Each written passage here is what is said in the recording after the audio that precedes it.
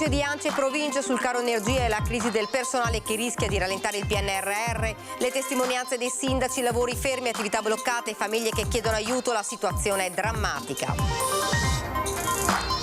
Almeno 9 morti e 4 dispersi per la disastrosa alluvione che ha colpito le Marche, la Vicentina Elena Campagnolo, assessora a Senigallia, una catastrofe, dal Veneto pronta a partire la protezione civile. Conta dei danni a Ponte nelle Alpi dopo la tromba d'aria che ha colpito il paese nel tardo pomeriggio di ieri, solo un miracolo ha evitato una tragedia, intanto a Padova oggi violenta grandinata. Esce di casa in bici per comprare le sigarette, viene travolto e ucciso da un'auto, tragedia la scorsa notte a San Vendemiano, perde la vita un 24enne, la sesta vittima della strada nella Marca da inizio mese. Bus Italia e il comune di Padova vogliono fare chiarezza su quanto accaduto ad una studentessa congolese che ha denunciato di essere stata discriminata e insultata da un autista del trasporto pubblico. Cane azzannato a morte da 2 pitbull nella campagna di Marostica, la proprietaria ai nostri microfoni, ho avuto paura. Corledo Vicentino risponde agli atti vandalici con fermezza e fantasia a un concorso scolastico e le idee dei ragazzi dipinte su un murale. Buonasera e ben ritrovati, edizione regionale dei nostri notiziari. Dunque, lo avete sentito ora dai titoli, a Sant'Artemio nel pomeriggio assemblea dei sindaci del Veneto è stata l'occasione per mettere sul tavolo i problemi che affliggono i comuni e il risultato è stato riassunto in poche parole. La situazione è drammatica. Abbiamo delle spese che sono ormai difficili da sostenere per ogni ente locale, per quanto virtuoso, per quanto faccia tutte le economie possibili e immaginari. La situazione è veramente difficile e drammatica. Il grido di dolore dei sindaci veneti è risuonato a Treviso nell'assemblea convocata da ANCI per confrontarsi e mettere insieme le proposte che arrivano dai territori. Bollette stratosferiche, cantieri a rischio per gli aumenti delle materie prime, carenza di personale. Uno dopo l'altro i sindaci hanno elencato, raccontato i problemi con i quali ogni giorno devono fare i conti e lo scenario che ne esce è a tinte fosche. Avevo già stanziato dei soldi e appaltati per asfaltature di strade. La stessa azienda mi ha detto che non la poteva realizzare con quel preziario. Io ho annullato l'asfaltatura. Noi abbiamo tutto il polo scolastico e sta ritardando, ma anche il finanziamento della seconda parte con rincaro dei materiali sta diventando veramente difficile da affrontare. Giacinto Bonan, vice sindaco di Villorba, parla di una Caporetto forte dei conti fatti dalla sua amministrazione. Per arrivare a fine bilancio 2022 il comune dovrà far fronte ad 1 milione di euro di costi aggiuntivi, perché sulle casse dei municipi oggi a pesare sono i costi di luce e con l'arrivo dell'inverno anche del gas. Quelle stesse difficoltà che emergono tra le realtà economiche dei territori. È il caso di una lavanderia di Farra di Soligo che a luglio ha visto una bolletta per l'energia di 109.000 euro contro i 17.000 dello stesso mese del 2021. Mi ha fatto vedere quella di agosto nei giorni scorsi che dovrà pagare i primi di novembre, è passata da 109 di luglio a 170, quindi è un continuo aumento e la situazione è veramente drammatica. Oggi io rilevo che a Treviso non c'è più un cinema, sono tutti chiusi e dite vabbè, a me il cinema, però noi non dobbiamo fare l'errore di considerare dei servizi secondari, perché comunque dietro il cinema c'è tutta una catena di lavoro. E poi ci sono le famiglie, sempre più quelle che bussano agli uffici dei servizi sociali per chiedere aiuto. Proprio ieri al mercato già 2 persone, pensioni minime, case grandi, sole e naturalmente a fine mese non ci si arriva. Come se questo non bastasse, i sindaci devono far fronte ad un'ormai cronica carenza di personale. Io in questo momento sono senza vigili da 2 mesi e non riesco neanche a trovare solidarietà dagli altri comuni perché sono loro stessi in difficoltà e quindi sto senza vigile finché non riesco a fare il concorso perché non ci sono neanche graduatorie disponibili in questo momento. E così in assenza di agenti della locale il sindaco di Cappella Maggiore insieme ad altri assessori si è occupata di affiggere gli avvisi pubblici. Per non parlare dell'emergenza legata ai segretari comunali. Situazione drammatica nel Veronese, racconta il vice sindaco di Nogara, Poltronieri. E soprattutto di comuni sotto i 15.000 abitanti ci sono segretari che, come descriveva prima il presidente Conte, svolgono servizi in 6-7 comuni. Sul fronte energia il Consiglio dei Ministri ha approvato l'ultimo atto del governo Draghi, il terzo decreto aiuti da 14 miliardi di interventi. Tra le misure per le famiglie arriva un bonus una tantum di 150 euro per chi percepisce redditi inferiori a 20.000 euro lordi annui, compresi i pensionati. Anche per le autonomi è previsto un incremento del bonus di 150 euro, sempre limitato a redditi fino a 20.000 euro. Alle imprese la fetta più importante delle risorse, quasi 10 miliardi. Aliquote del 40% per gli energivori e del 30% per le imprese più piccole che impiegano energia elettrica con una potenza dai 4,5 kW in su. È il nuovo credito d'imposta rafforzato riconosciuto sull'elettricità dagli aiuti Ter. Arrivano nuovi stanziamenti per i bonus trasporti, il contributo da 60 euro per l'acquisto di abbonamenti ai trasporti pubblici, un incremento di 10 milioni di euro per l'anno 2022. Ed ora a Senigallia, colpita dall'alluvione, qui da 4 anni vive la vicentina di Rosà Elena Campagnolo nella cittadina marchigiana, è assessore all'ambiente e così ci racconta la situazione. La situazione è abbastanza catastrofica. Comincia così il racconto di Elena Campagnolo, originaria di Rosà, che da 4 anni vive a Senigallia, dove è assessore comunale all'ambiente.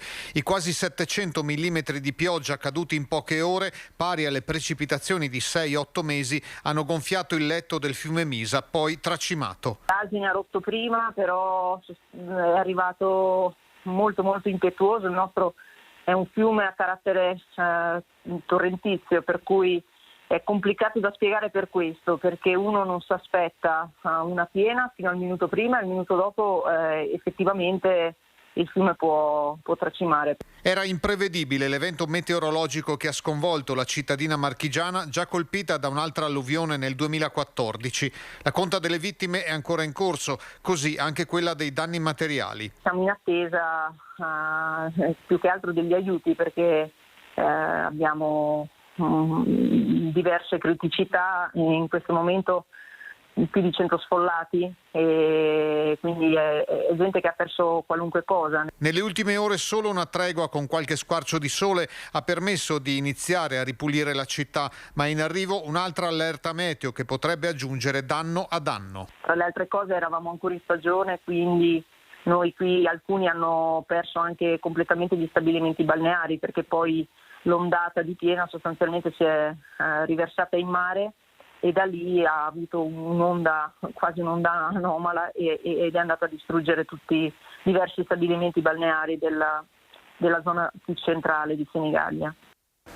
E continuiamo a parlare dell'alluvione nelle Marche. Il Veneto allerta la protezione civile regionale per dare un aiuto alla popolazione colpita. Abbiamo immediatamente dato la piena e totale disponibilità della nostra protezione civile al capo del Dipartimento della Protezione Civile Nazionale e alla regione ferita. Fa sapere l'assessore regionale Bottaccin, qualora la protezione civile delle Marche fosse in difficoltà, secondo il cronoprogramma per le emergenze partiranno in aiuto prima le regioni più vicine. Il Veneto è comunque pronto. Un plauso ha concluso l'assessore regionale. Va infine a tutti i volontari della protezione civile e non ai vigili del fuoco e a quanti si stanno prodigando in queste ore per dare una mano concreta alle Marche e ai suoi cittadini per rialzarsi in piedi presto e con orgoglio.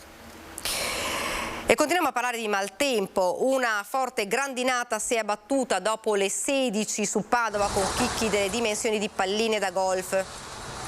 Il temporale rapidissimo ha investito in particolare i quartieri della zona sud-est della città, scatenando una piccola tempesta di ghiaccio durato una decina di minuti. Alla fine le strade erano coperte di bianco, gravi danni alle automobili, molte delle quali presentano anche i parabrezza infranti dalla forza dei chicchi, e alle coperture delle case intervengono i vigili del fuoco per rimuovere un ramo anche a bordo strada a Dalbignasego.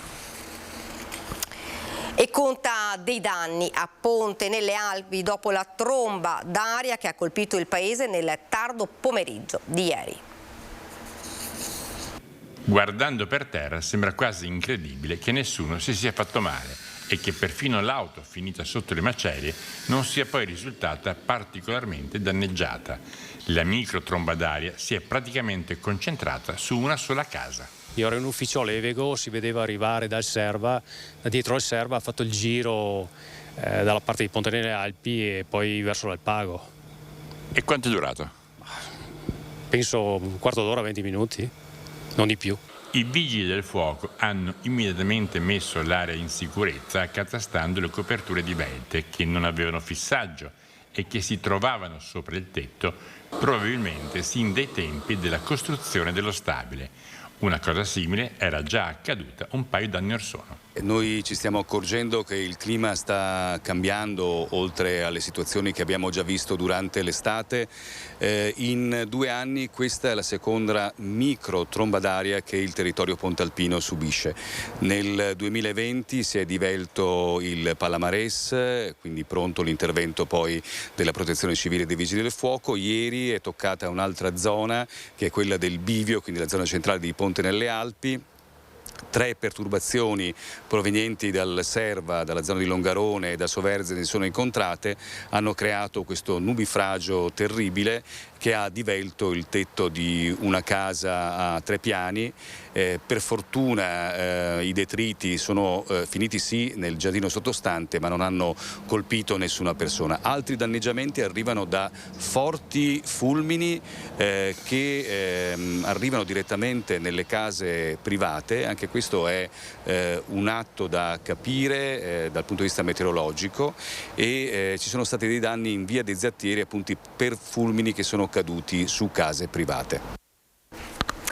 Ed ora la cronaca, tragedia della strada questa notte a San Vendemiano nel Trevigiano. La vittima è Tawfiq Jamal, 24enne, che in sella alla sua bici è stato investito poco distante dalla sua abitazione. Sulla strada i segni dell'ennesima tragedia, la 6ª vittima dall'inizio del mese di settembre. Il drammatico incidente è accaduto nella notte in via Ungheresca all'altezza del civico 51 in zona Borgo Saccon. Il giovane, 24 anni di origini marocchine, era uscito di casa per prendere le sigarette. Ad un tratto è stato colpito da un'auto che proveniva dalla stessa direzione. Alla guida della Golf un 32enne bellunese appena uscito dal casello autostradale della 27. L'uomo è stato sottoposto al test alcolemico con esito negativo. Il 24enne è stato sbalzato dalla bici, un volo di 10 metri che non gli ha lasciato scampo. Troppo gravi le ferite riportate. All'arrivo degli operatori del SUEM 118 per il ragazzo non c'era più nulla da fare. Secondo una prima ricostruzione sembra che la bicicletta non fosse dotata di fanali posteriori né la vittima indossasse una pettorina caterinfrangente, un particolare questo che potrebbe essersi rivelato fatale. Sul posto anche 2 pattuglie della compagnia dei carabinieri di Conegliano che avranno il compito di ricostruire la dinamica della tragedia.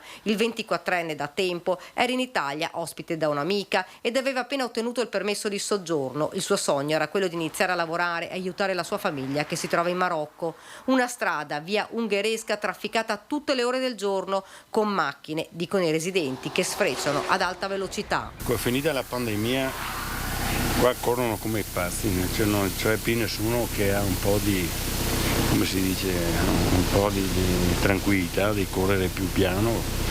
Dopo una strada che si invita a correre, specialmente anche di notte. I residenti hanno più volte segnalato la pericolosità della strada all'amministrazione comunale, anche se via Ungheresca è provinciale. Ora, dicono i cittadini, chiederemo di trovare una soluzione, altrimenti ci saranno altri incidenti stradali.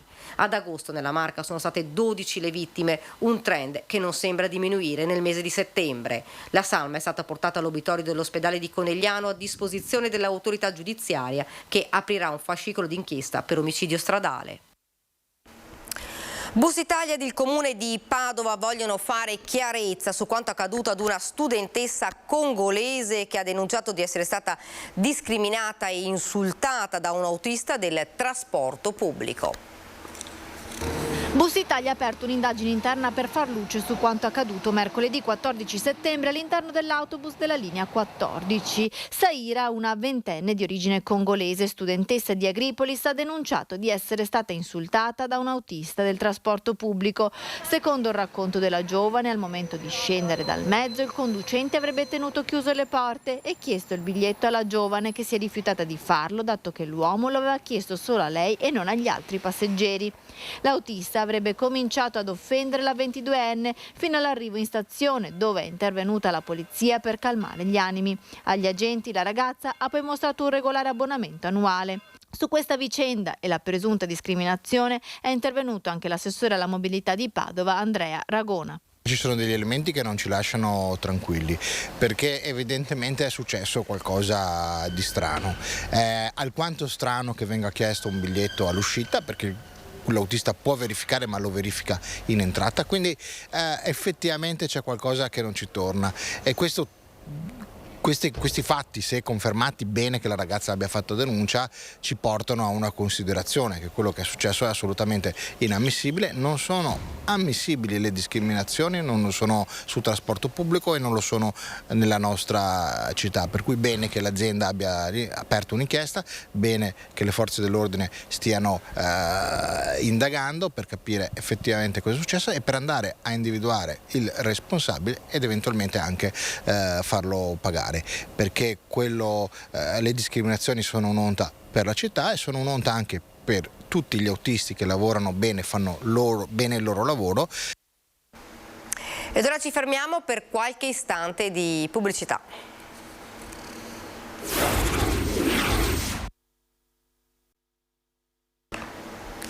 Siamo tornati in studio ed apriamo la pagina politica, aiuti dal governo al terzo settore per affrontare il caro energia e sì all'autonomia, se davvero sarà utile ai cittadini. Questi due punti principali affrontati da Enrico Letta nella sua visita di stamattina a Padova.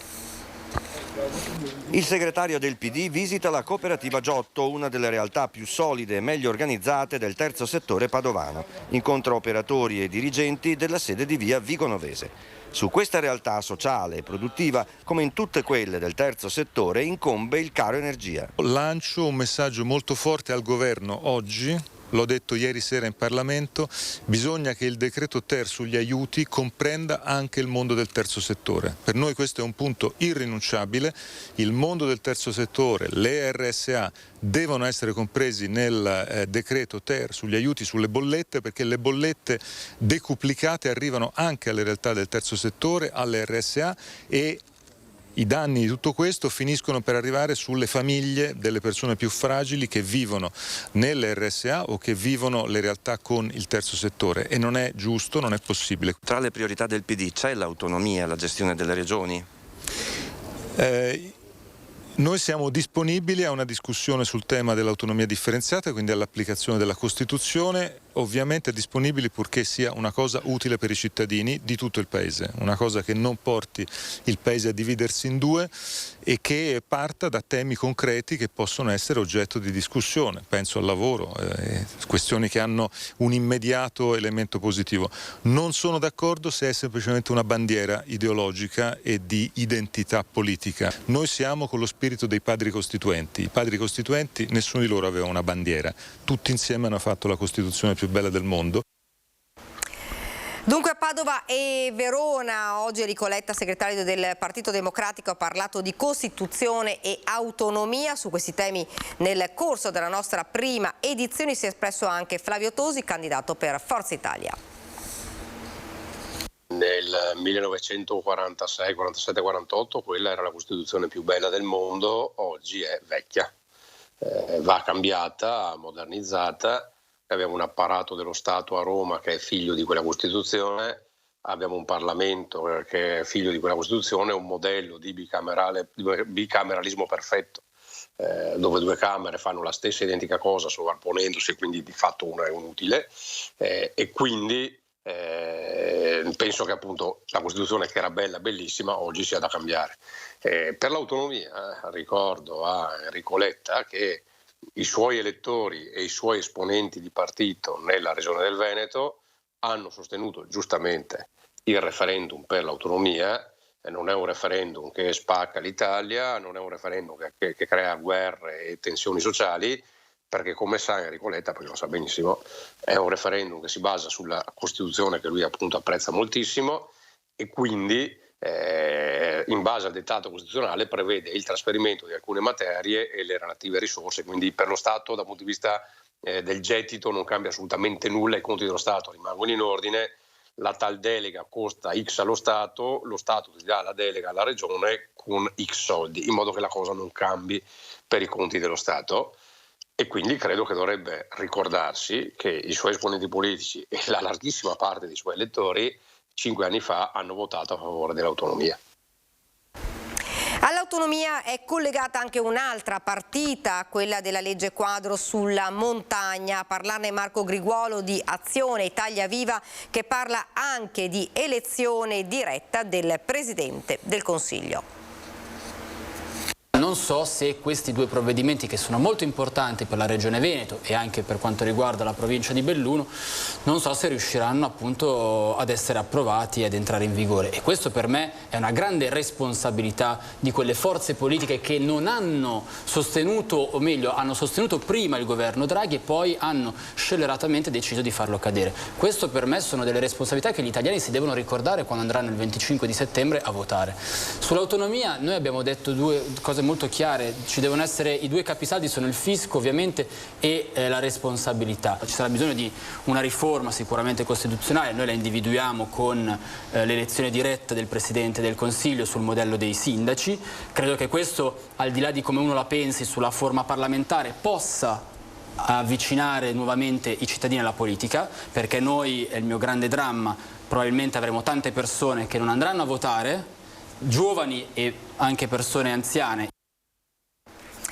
Si chiamava Lumiere il cane che è stato azzannato a morte da due pitbull nella campagna di Marostica nel Vicentino.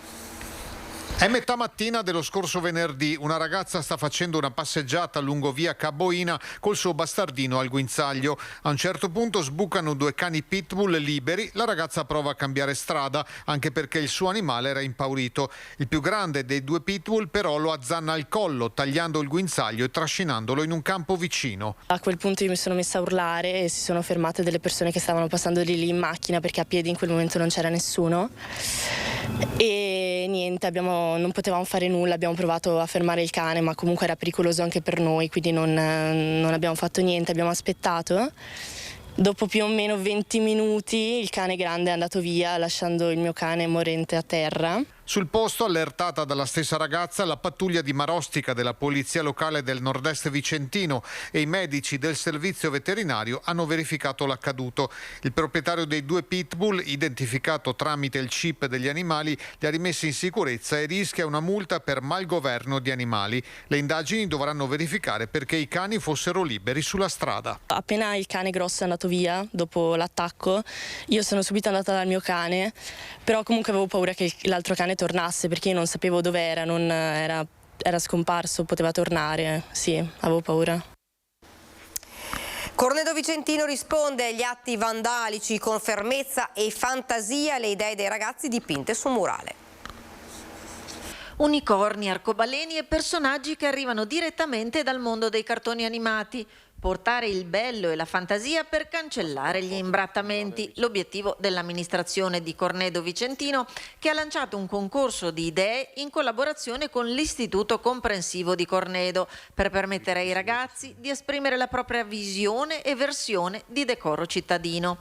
Ed ecco qui il muro vicino all'asilo nido comunale, imbrattato negli anni, che si anima ora di colori e vivacità in sintonia con spazi che tornano ad essere a visione di bimbi, come precedentemente era stato fatto con la staccionata dell'asilo, prima imbrattata poi rimessa a nuovo. Cornedo agli atti vandalici risponde con fermezza ma anche con fantasia.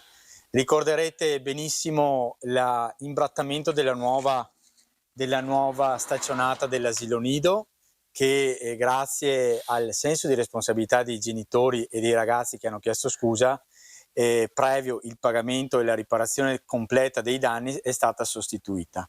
Abbiamo colto l'occasione anche per risistemare il muro imbrattato da bruttissimi graffiti fatti da adolescenti, da ragazzi negli anni passati.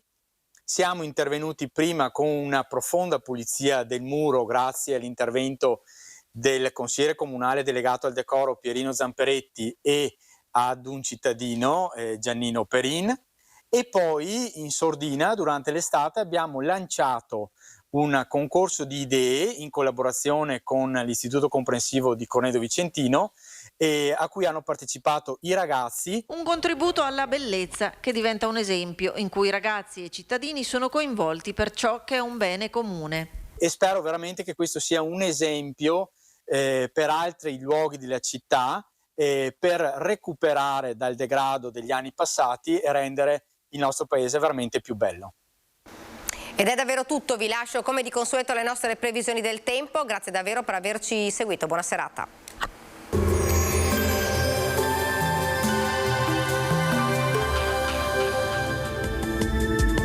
Benvenuti al Meteo. Il fronte instabile si allontana dall'Italia, ma nella giornata di sabato 17 settembre il tempo sarà ancora variabile sul nostro territorio.